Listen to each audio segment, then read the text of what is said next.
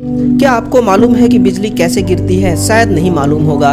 जैसा कि आपको दिखाई दे रही है कि जब बरसात के मौसम में बिजली कड़कती है तो हमारे दिल दहल जाते हैं। ऐसे में आपके मन में बिजली के कड़कने के बारे में कई सारे सवाल आते होंगे। ये कैसे कड़कती है, कहाँ ज़्यादा असर डालती है, कैसे इससे बचा जाए? क्योंकि हर इंसान की बिजली की कड़कड़ाहट से कभी न कभी सामना जरूर होता है, और यदि आपके साथ ऐसा नहीं हुआ तो इसका मतलब बिल्कुल भी नहीं कि आगे भी नहीं हो सकता। बिजली से बचने के लिए क्या करना सही है और क्या नहीं, आज आप इसे समझने वाले हैं, जहां पर बिजली के कड़कने के बारे में वो बातें समझेंगे जो आपको पूरी तरह से हैरान कर देगी। इस वीडियो को प्रारंभ करने से पहले एक आदर्श भरा विनती है कि इसे आगे भी शेयर जरूर करें। जैसा कि आपको बिजली के बारे में पता है कि जब बिजली कड़कती है तो लाइट की स्पीड तेज होने की वजह से वो हमें दिख पहले जाती है, लेकिन उसकी आवाज़ हमारे कानों तक बाद में पहुंचती है, क्योंकि लाइट की स्पीड साउंड की स्पीड से ज़्यादा होती है और इसी वजह से ऐसा होता है। इसीलिए आपके दिमाग में भी एक सवाल जरूर आता होगा कि बिजली क्यों कड़कती है। हम आपको बता दें कि गर्मी के मौसम में पानी जब भाप बनकर ऊपर चली जाती है और हर 165 मीटर की ऊंचाई पर पहुंचते ही उसके टेम्परेचर में 1 डिग्री सेल्सियस की कमी आती है, यानी कि जितना ऊपर पानी जाएगा उसके तापमान में उतनी ही गिरावट आती है। ऊपर जाते ही यह भाप बर्फ के छोटे छोटे टुकड़ों का रूप ले लेती है, जिसे कई बार आसमान से बर्फ गिरते हुए भी देखा जाता है। यही बर्फ हवा के कारण आपस में टकराने लगते हैं, जिसके कारण घर्षण होता है और उसी घर्षण के कारण स्टैटिक करंट उत्पन्न होती है, और इस करंट का पॉजिटिव चार्ज ऊपर चला जाता है और निगेटिव चार्ज नीचे आ जाती है, और यही निगेटिव चार्ज जमीन पर आने से पॉजिटिव चार्ज को ढूंढने लगती है। ऐसे में जमीन पर हवा के चलने के कारण घर्षण होता है, जिस कारण जमीन पर उगे घास पर भी घर्षण उत्पन्न होती है, और इस घर्षण के पॉजिटिव चार्ज को ढूंढते हुए आसमान से बिजली कड़कती है और डायरेक्ट जमीन पर आती है। जमीन पर उगे केवल घास ही नहीं बल्कि कई सारे चीजों पर उसे चार्ज मिलता है, इसलिए यह अधिक से अधिक उन्हीं चीजों के पास जाती है जहां से उसे जल्दी और आसानी से चार्ज मिल सके। यदि देखा जाए तो बिजली का गिरना इसी प्रक्रिया को कहा जाता है। ये जो बिजली गिरती है वह 10 करोड़ वोल्ट की होती है, जिसमें 10,000 एम्पियर का करंट दौड़ता है।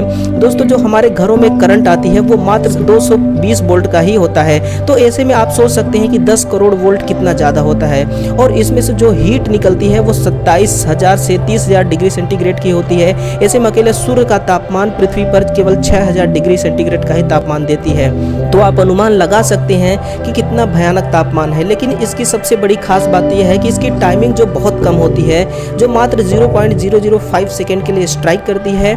अब समझते हैं कि इसमें आवाज़ क्यों होती है। ये जो बिजली होती है इसका टेम्परेचर लगभग 30,000 डिग्री सेंटीग्रेड का होता है, लेकिन हवा में जो बारिश की बूंदें होती हैं वो ठंडी होती हैं।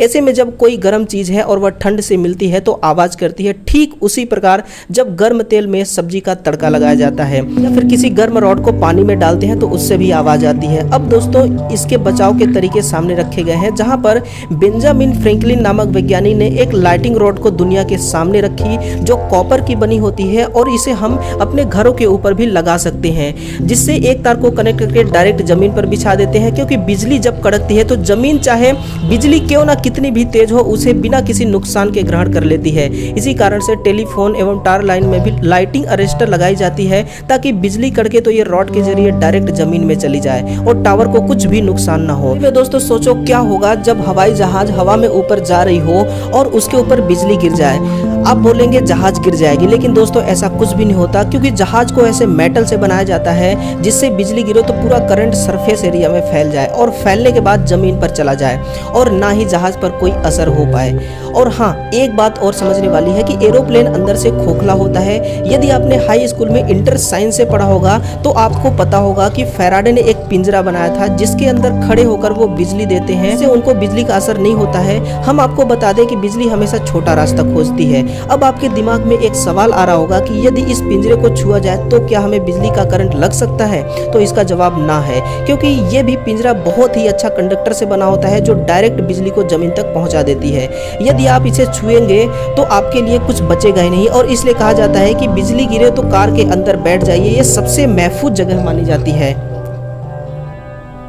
क्योंकि बिजली आउटर सरफेस में फ्लो करके डायरेक्ट जमीन में चली जाती है, जिससे आप तक यह करंट पहुंच ही नहीं पाती है। ऐसे में जब बिजली कभी भी गिरे तो वह किसी कंडक्टर को ढूंढती है। इसी कारण यदि मोबाइल फोन पर बात कर रहे हैं तो मोबाइल फोन टावर से कनेक्ट होगा, जिसकी वजह से बिजली डायरेक्ट आपके ऊपर गिर सकती है। यदि आप किसी तालाब या नदी के पास खड़े होंगे तो भी बिजली आपके ऊपर गिर सकती है, क्योंकि ऐसे स्थानों में बिजली जल्दी गिरती है। और रही बात पेड़ों की, तो इन पर भी बिजली बहुत जल्दी गिरती है। इसलिए जब कभी भी बिजली गिरे तो पेड़ों से दूर दूर रहें। इसके अलावा बिजली गिरे तो सर पर छाता नहीं लगाना चाहिए, क्योंकि छाते को उसके हैंडल से पकड़े होते हैं, वो डायरेक्ट आपसे जुड़ा होता है, जिसकी वजह से बिजली डायरेक्ट आप पर गिर सकती है। इसके अलावा घर की खिड़कियों को पकड़कर बिजली का नज़ारा देखने की कोशिश कभी मत करना, क्योंकि वहां से बिजली तुरंत कैच करके अपना कनेक्टेड ढूंढने की कोशिश करती है। और तो और किसी टावर या खंभे के पास खड़े मत होना, वरना बिजली का झटका लगने से आपको कोई नहीं रोक सकता।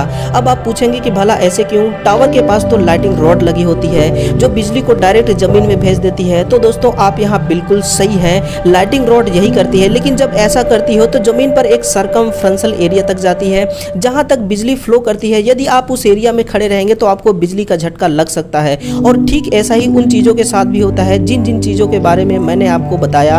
आप इन चीज़ों से दूर रहें, क्योंकि हर चीज़ का अपना एक अलग सरकमफ्रेंशियल एरिया होता है और लोग इसी चीज़ में फंसकर हर साल हजारों की संख्या में अपनी जान गंवा देते हैं।